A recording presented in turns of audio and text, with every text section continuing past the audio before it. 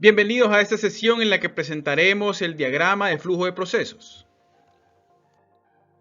Para comenzar con el análisis del caso, es importante que estemos claros de la estrategia con la que compite Circuitos Avanzados.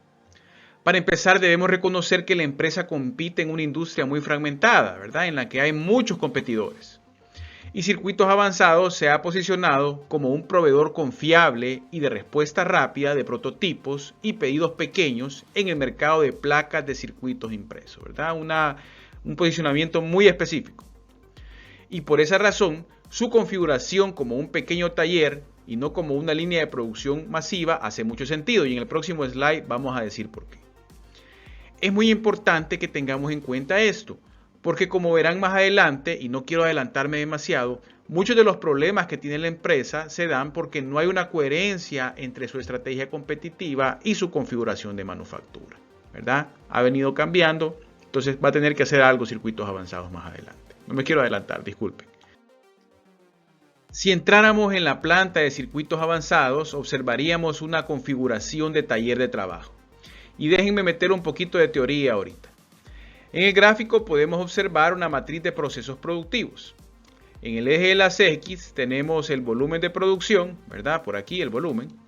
En el eje de las Y tendríamos la variedad en el mix de productos, que podría ser bajo, mediano o alto. Igual el volumen podría ser bajo, mediano o alto. Entonces tenemos 4 procesos productivos cuya selección depende de estas dos variables. Por ejemplo, para una empresa con una alta variabilidad y un volumen bajo, como es el caso de Circuitos Avanzados, entonces lo recomendable es una configuración de taller de trabajo, ¿verdad? Eso implica, digamos, procesos que no están conectados, o sea, todos los equipos están como en un taller, ¿verdad? Y usted puede ir haciendo pieza a pieza. O sea, cuando usted va a hacer productos pieza a pieza, volumen bajo, con mucha variabilidad, se recomienda el taller de producción.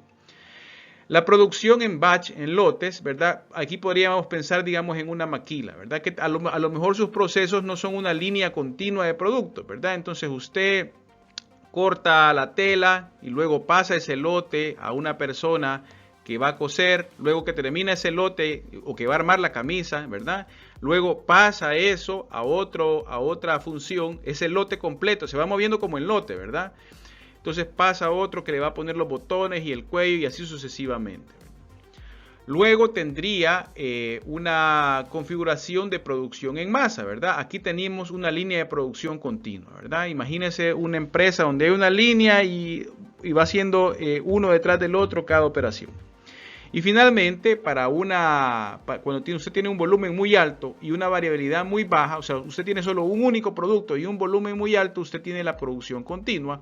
Y un ejemplo clásico de esto serían los ingenios azucareros, ¿verdad? Ellos solo producen azúcar y en el momento de zafra ellos no paran. Tienen un volumen inmenso de producción y no paran. Entonces ese es un ejemplo, ¿verdad? Entonces es importante, ¿verdad? Una vez que usted conoce estas 4 configuraciones de manufactura, es importante que usted entienda que tiene que haber una consistencia entre el proceso productivo y el volumen y variabilidad del mix de productos, ¿verdad? Usted no podría hacer azúcar en un taller de producción, por ponerle el ejemplo, ¿verdad? Más ridículo para que se entienda. Para una empresa como Circuitos Avanzados hace mucho sentido una configuración de taller porque produce piezas muy específicas, incluso prototipos a la medida, a veces solo va a ser uno. Es decir, tiene mucha variabilidad en su mezcla de productos y lo hace en volúmenes muy pequeños. Y por supuesto, esta configuración de taller trae implícitas muchas características como una programación, los flujos de trabajo relativamente complejos y además requiere mucha flexibilidad en el equipo y habilidades en los trabajadores. Y ahora que ya hemos hablado un poco sobre la estrategia y hemos definido las configuraciones de manufactura, desarrollemos el flujo de proceso. Asumamos el rol de un nuevo cliente que recorre el taller de Circuitos Avanzados y quiere ver un pedido específico a medida que avance en el proceso. Entonces, para un panel típico de 8 tableros a través del proceso, ¿cuáles son los pasos involucrados y cuánto tiempo tomará cada uno? ¿Verdad? Lo invito a hacer pausa. Nosotros hicimos una descripción, ¿verdad? Y cuando estábamos haciendo el caso. Entonces, como un ejercicio, ¿verdad? Usted podría darle pausa al video y tratar de hacerlo por su cuenta. Y luego yo le voy a presentar el flujo de proceso. Bien, y quizás lo ideal es que en una clase presencial yo fuera dibujando el diagrama de procesos paso a paso en una pizarra. creo que hacerlo en video tendría poco sentido y los iba a terminar aburriendo, ¿verdad? Que yo fuera poniendo las cajitas y haciendo las rayitas, ¿verdad? Entonces decidí presentárselos completo e irlo escribiendo, que es lo que vamos a hacer en esta sesión. Es muy importante que segmentemos el diagrama de flujo de proceso y el análisis en las tres etapas que habíamos comentado, ¿verdad? En primer lugar, tendríamos la etapa de preparación, ¿verdad? Que está aquí, desde la generación del arte, la inspección y corte hasta la perforación de orificios. Luego tendríamos la segunda etapa de transferencia de imagen, que comenzaría, ¿verdad?, con esta función de taladrado en la que tenemos dos equipos y eso tiene una implicación muy importante que vamos a discutir más adelante. Luego la metalización, la preparación del panel, laminado y exposición, desarrollo, ¿verdad?, que son tres subtareas dentro de la tarea que es la fotoprotección de película seca. Luego tenemos el galvanizado y luego la tira de FPR y la tira grabado y estaño, ¿verdad?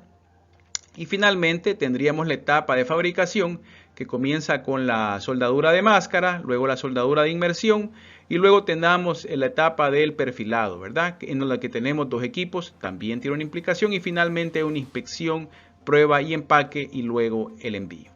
Es importante que observemos, ¿verdad?, que aquí tenemos un tiempo de setup en minutos, este numerito de la izquierda que está por aquí y también tenemos el tiempo de ejecución también en minutos, ¿verdad? ¿De dónde saqué estos datos yo? Del Excel al que ustedes tienen acceso, ¿verdad? Ahora, aprovechando que tenemos el Big Picture del flujo de proceso, quiero explicarles a grandes rasgos cómo abordaremos el caso. En primer lugar, discutiremos las decisiones de elección de tecnología, ¿verdad?, aprovechando sobre todo estas dos tareas que pueden ver aquí, como son el taladrado, en donde tenemos que decidir si utilizamos el taladro manual o el taladro automatizado, y en la parte del perfilado, en donde tenemos que decidir si vamos a utilizar el troquelado de prensa, la prensa troqueladora o el enrutador automatizado, ¿verdad? Entonces, estas decisiones se pueden examinar a través de un análisis de punto de equilibrio y también ilustraremos los conceptos tales como tiempo de preparación y tamaño de lote. Vamos a aprovechar eso cuando hagamos el análisis de punto de equilibrio. Al analizar el segmento de fotoresistencia, esta parte de fotoprotector de película seca, que como pueden ver está conformado por tres subactividades, ¿verdad? Cuando hagamos eso, vamos a examinar la forma en que la capacidad depende de la combinación de productos. Una vez que hayamos determinado la tecnología a utilizar dependiendo del número de tableros en la orden, entonces y solo hasta ese momento podremos analizar la capacidad de todo el proceso, comparar el contenido de mano de obra con el tiempo de entrega de fabricación del proceso, ¿verdad?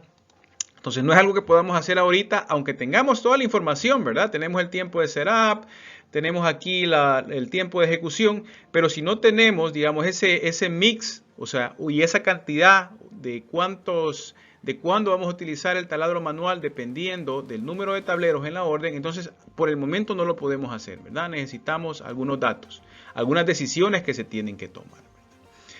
Entonces, el concepto de operación del cuello de botella que vamos a determinar más adelante y cómo puede cambiar dependiendo de la combinación de productos es un concepto importante que debemos comprender y que estoy seguro que les va a quedar bien claro con este caso. Vamos a ahondar en eso también. Y al realizar el análisis cuantitativo que ilustra este punto en el cuello de botella, enfatizaremos que la combinación de tamaños de órdenes en el sistema no es simplemente una suposición hecha a los efectos del cálculo, sino que es el resultado de elecciones de la gerencia, ¿verdad? Entonces los pedidos que se aceptan, las fechas de vencimiento dadas y lo que es más importante, la forma en que la administración de la empresa ha posicionado a la compañía en el mercado, la estrategia, ¿verdad?, impulsan la combinación de productos en cualquier momento. No quiero alargar esta sesión que ya está llegando a los 9 minutos y en la próxima vamos a analizar las decisiones tanto a nivel de diseño de proceso como decisiones del día a día que deben tomar los gerentes de la empresa y que influyen, ¿verdad?, en la capacidad del proceso. Muchas gracias.